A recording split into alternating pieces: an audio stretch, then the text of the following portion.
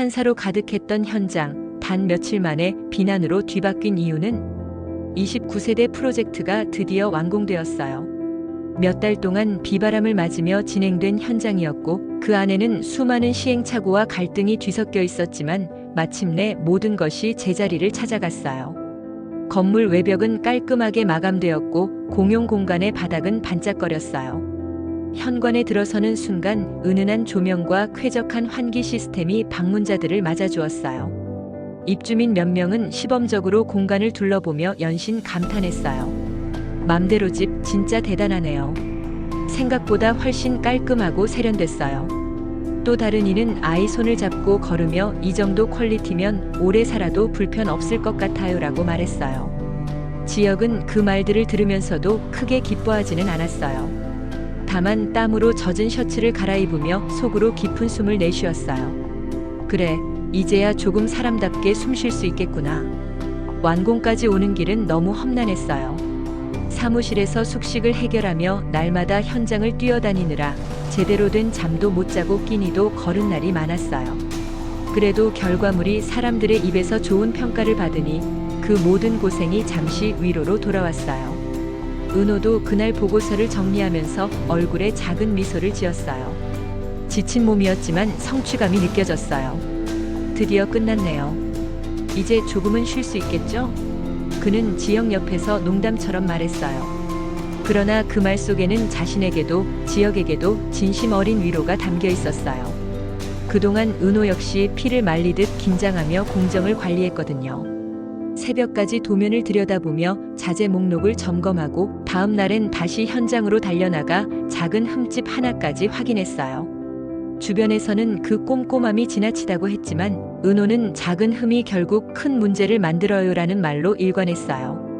성재가 현장에 들렀을 때는 완공된 건물을 천천히 둘러봤어요. 그는 원래 감정을 잘 드러내지 않는 사람이었어요. 하지만 벽면을 두드려보고 설비를 확인하고 난 후 짧게 고개를 끄덕이며 말했어요. 괜찮네. 너답게 잘했어. 그 말투는 여전히 무심했지만 지역은 오랜 친구의 그 말에 묘한 위안을 얻었어요. 야, 내가 괜찮다 그러면 진짜 괜찮은 거겠지. 지역은 웃으며 대꾸했지만 성재는 미소도 짓지 않고 그냥 어깨만 가볍게 쳤어요. 그러나 지역은 알았어요. 성재가 말수는 적어도 누구보다 자신을 믿고 있다는 걸요.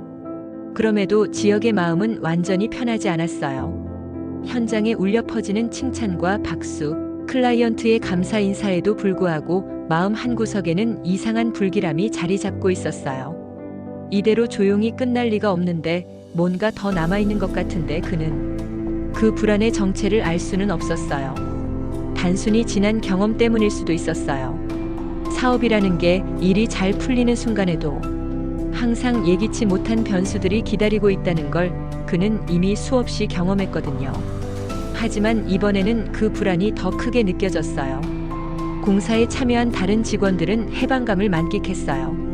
서로 하이파이브를 하고 사진을 찍으며 이제 우리 이름을 걸 수 있는 프로젝트가 하나 늘었네라고 자랑했어요. SNS에 올릴 인증샷을 찍으며 맘대로 집 최고 라는 태그를 붙이는 사람도 있었어요. 은호는 그 모습을 보며 웃었지만 지역은 속으로만 중얼거렸어요. 그래, 다들 기뻐하자. 하지만 나는 아직 방심할 수 없어. 현장을 빠져나오기 전 한 입주민이 지역에게 다가와 말했어요. 대표님 진짜 감사해요. 덕분에 저희 세대가 제대로 된 집에서 살 수 있게 되었네요. 지역은 짧게 웃으며 고개를 끄덕였어요. 마음에 드셨다니 다행이에요. 하지만 그 순간조차 그의 눈빛에는 피로와 함께 알 수 없는 경계심이 서려 있었어요. 늦은 저녁 사무실로 돌아온 지역은 의자에 몸을 기댔어요. 눈꺼풀이 무겁게 내려왔지만 머릿속은 여전히 복잡했어요. 완공이라는 성취감과 동시에 설명할 수 없는 불안감이 교차했어요. 이대로 끝나면 좋겠는데 그 말은 희망이면서도 어쩌면 불가능한 소망처럼 들렸어요. 은호가 옆에서 도면을 접으며 말했어요. 대표님, 오늘만큼은 그냥 자랑스러워해도 돼요. 우리 진짜 잘 해냈잖아요. 지역은 잠시 미소를 지었지만 결국 고개를 숙였어요. 그 불안의 씨앗은 이미 마음속 깊이 뿌리내리고 있었거든요. 완공의 환희가 채 가시기도 전에 며칠 뒤 믿기 어려운 소식이 들려왔어요. 몇몇 동대표들이 맘대로 집에 시공에 문제가 있다는 주장을 내놓기 시작한 거예요. 처음에는 작은 목소리였어요. 벽에 금이 갔다더라. 바닥이 들떠있대요. 같은 말들이 마치 소문처럼 흘러나왔어요. 그러나 그 속도는 생각보다 빨랐어요. 입에서 입으로 전해지는 순간 작은 의심은 금세 커다란 불신이 되었어요. 지역은 그 말을 듣자마자 곧장 현장으로 달려갔어요. 은호도 함께였어요. 두 사람은 철저하게 벽과 바닥, 전기 설비까지 확인했어요. 하지만 발견된 문제들은 너무나 인위적이었어요. 벽체의 균열은 자연스러운 하자가 아니었어요. 누군가 날카로운 도구로 긁어낸 듯 일정한 패턴이 남아있었어요. 마감재가 들떠있다는 부분은 접착제를 고의로 떼어낸 흔적이 분명했어요. 심지어 배선 불량이라며 찍힌 사진 속 선은 작업자가 아니라 누군가 뒤에서 강제로 끊어놓은 듯 어설프게 흠집이 나 있었어요. 은호는 현장을 돌아보며 허탈하게 웃었어요. 대표님, 이건 누가 봐도 조작이에요. 저희가 시공한 방식으로는 절대 이런 흔적이 나올 수 없어요. 하지만 동대표 몇 명은 이미 기자를 불러 기자회견을 열었어요. 맘대로 집은 부실 시공을 했습니다. 입주민의 안전을 위협하는 회사예요. 카메라 앞에서 목소리를 높이는 그들의 표정은 진심처럼 보였지만 지역의 눈에는 모두 연극 같았어요. 기자들은 사진을 찍고 기사를 송고했어요. 곧 인터넷에는 맘대로 집 부실 논란이라는 제목의 글들이 떠올랐어요. 그동안 젊고 유망한 스타트업이라는 호평을 받던 이름은 하루아침에 신뢰할 수 없는 시공사라는 꼬리표를 달게 되었어요. 지역은 분노의 치를 떨었어요. 손이 저절로 주먹을 움켜쥐었어요. 하지만 그는 현장에서 소리치지 않았어요. 오히려 차갑게 자료를 모으기 시작했어요. 공정별로 찍어둔 사진, 자재 입고, 장부, 작업 일지. 그 모든 게 이 억울한 조작을 밝힐 증거가 될 수 있었어요. 은호는 지역 옆에서 묵묵히 도면을 다시 꺼내 들었어요.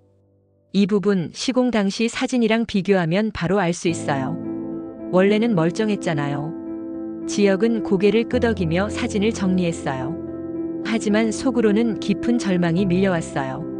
내가 이렇게까지 공들여 만든 게 이렇게 쉽게 무너질 수 있다니.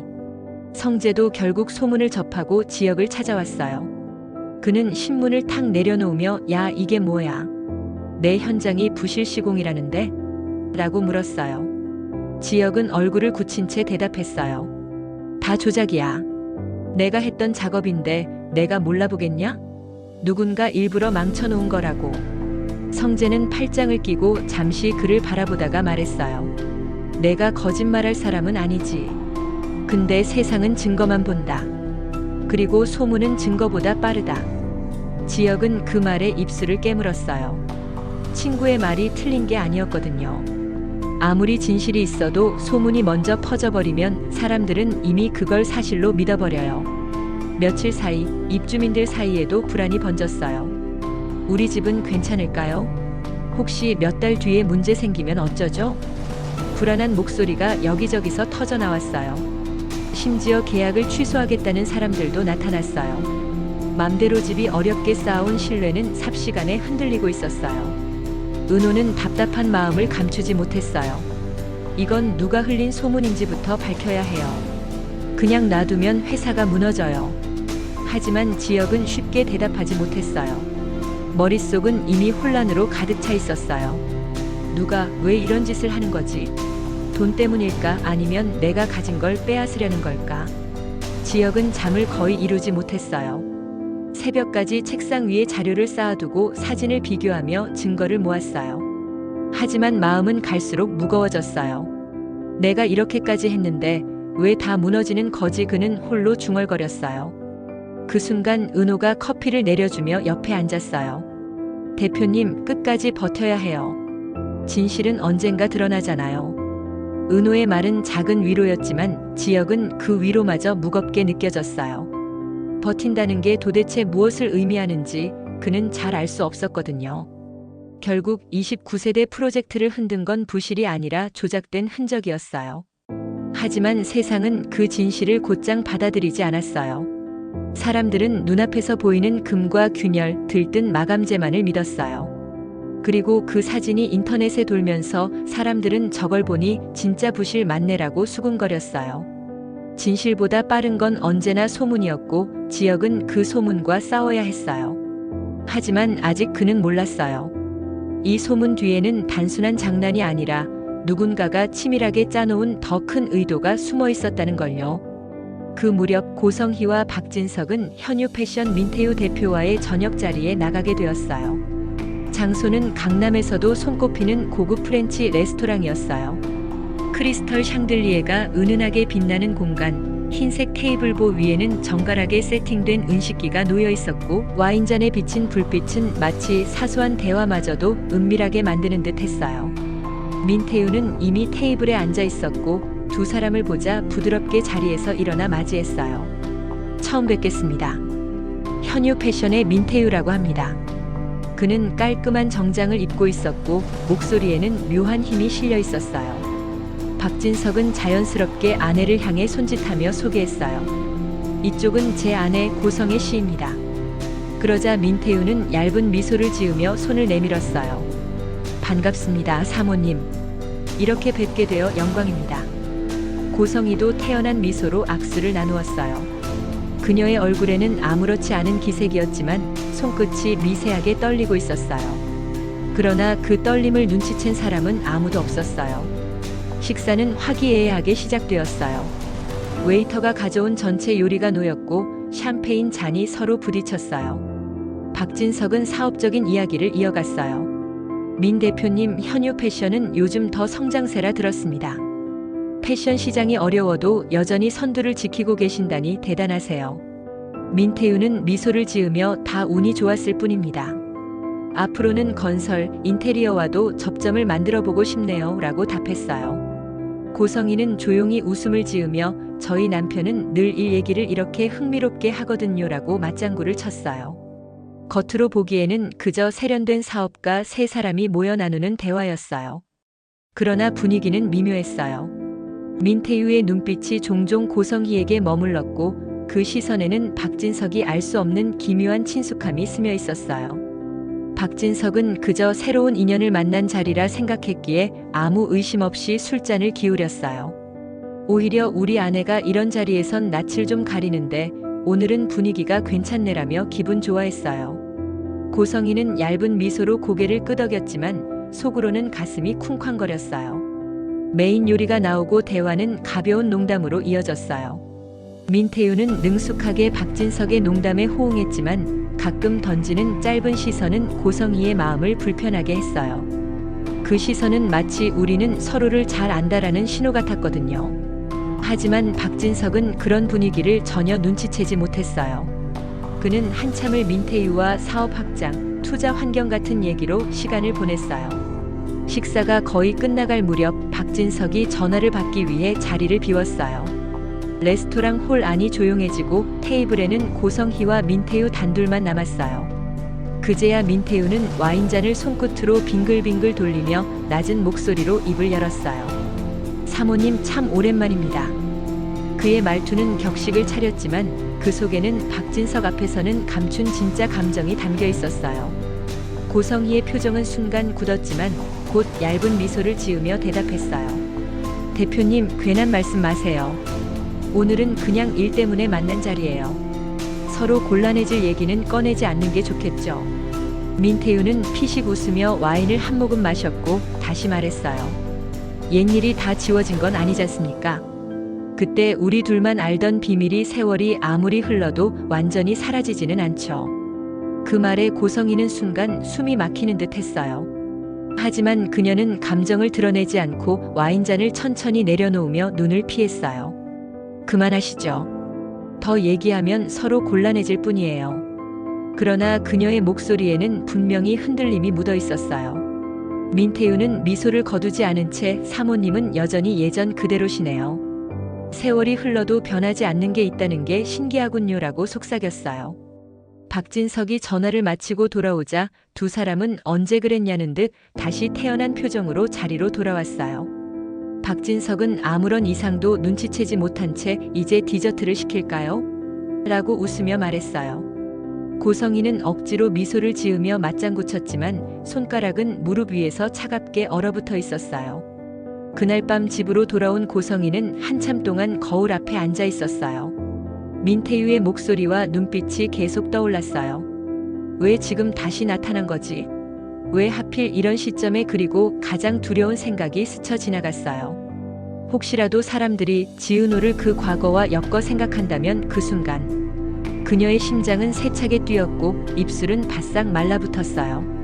지역은 하자 조작 사건이 본격적으로 불거지자 곧바로 전문가들을 불러 검증을 의뢰했어요.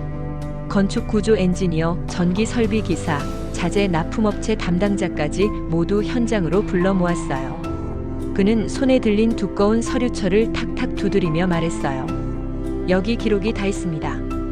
저희 공정마다 찍어둔 사진, 입고 증명서, 자재 성분 검사서까지 다 가져왔어요. 누군가 고의로 망가뜨린 게 분명해요. 전문가분들이 직접 보시고 판단해주세요.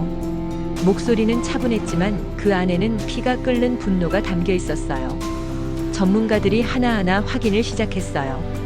벽면 균열은 사람이 날카로운 도구로 그어놓은 흔적이라는 결론이 나왔고, 바닥 마감재가 들뜬 부분은 접착제가 고의적으로 제거된 것으로 확인되었어요. 전기 배선 역시 시공 중 불량이 아니라 사후 조작임이 드러났어요. 은호는 결과 보고를 들으며 억울한 웃음을 터뜨렸어요. 봐요. 우리가 잘못한 게 아니잖아요. 이건 누군가 우리를 모함하려고 일부러 손댄 거예요. 하지만 지역은 고개를 끄덕이며도 마음이 편치 않았어요.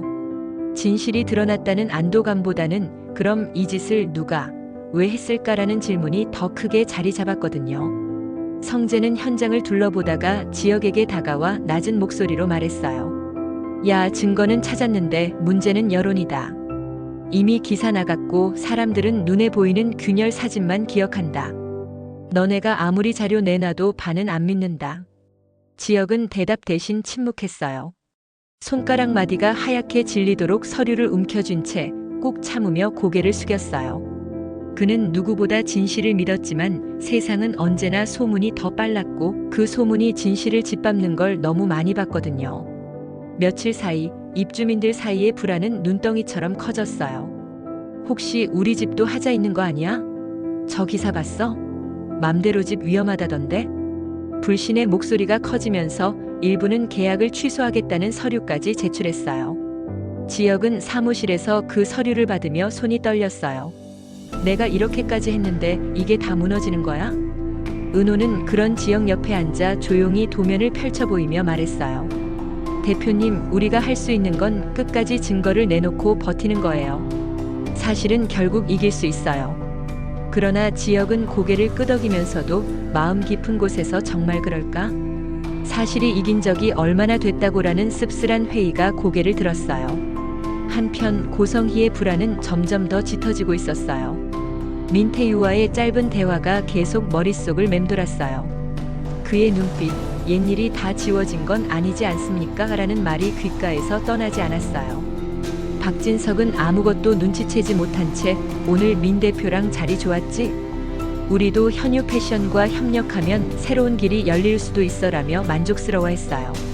그러나 고성희는 억지로 웃으며 맞장구를 쳤을 뿐 속으로는 바닥 없는 늪에 빠지는 기분이었어요. 이 비밀만큼은 절대로 드러나면 안 돼. 절대로. 하지만 그녀도 알고 있었어요. 세상에 영원히 묻힐 비밀은 없다는 걸요. 지역은 여전히 사무실에서 밤을 새우며 증거 정리에 몰두했어요. 책상 위에는 현장 사진이 빽빽하게 놓였고 모니터에는 비교 자료가 줄줄이 띄워져 있었어요. 눈은 충혈되어 있었고 손목은 뻐근하게 아팠어요. 그러나 멈출 수 없었어요. 그는 중얼거렸어요. 내가 직접 증명해야 해. 누가 이런 짓을 했는지 끝까지 밝혀내야 해. 그러나 그 말 끝에 따라붙는 건 불안이었어요. 만약 배후에 더 큰 세력이 있다면 내가 감당할 수 있을까? 성재는 그런 지역을 보며 차가운 목소리로 조언했어요. 야, 내가 아무리 자료를 들이밀어도 이미 사람들은 부실이라고 믿고 있다. 진짜 싸움은 언론이랑 여론이야. 그걸 못 막으면 회사는 끝나는 거다. 지역은 이를 악물며 대답했어요. 그래도 포기할 수는 없어. 내가 쌓아온 건 진실 하나뿐이야. 그걸 놓치면 진짜 끝이야. 은호는 지역을 바라보며 조용히 고개를 끄덕였어요. 그녀도 지쳐 있었지만 이 싸움에서 물러설 수는 없다고 생각했어요. 대표님, 저도 같이 버틸게요. 누가 뭐라 해도 우리가 옳잖아요. 그 말은 잠시나마 지역의 어깨를 가볍게 했지만 동시에 그녀의 눈빛 속에서도 피로와 두려움이 가득했어요. 결국 29세대 계약을 무너뜨린 건 부실 시공이 아니었어요. 거짓 소문, 누군가가 의도적으로 퍼뜨린 조작된 흔적들이었어요. 하지만 사람들의 기억에 남은 건 맘대로 짓부실이라는 낙인이었어요. 그 낙인은 쉽게 지워지지 않았고 지역은 그것과 싸워야 했어요. 동시에 고성희의 불안과 민태유의 등장은 또 다른 폭풍을 예고하고 있었어요. 소문 뒤에는 단순한 장난이 아니었어요. 누군가는 치밀하게 준비하고 있었고 그 배우는 아직 모습을 드러내지 않았어요. 지역은 아직 몰랐어요. 진짜 싸움은 이제 시작이라는 걸, 그리고 이 싸움이 단순히 회사의 명예를 넘어 숨겨온 관계와 비밀, 가족의 운명까지 파고들 거라는 걸요. KBS 드라마 화려한 날들은 매주 토요일과 일요일 저녁 8시에 방영됩니다. 오늘도 재밌게 보셨다면 좋아요와 구독을 누르시고 댓글로 다양한 이야기 남겨주세요. 감사합니다.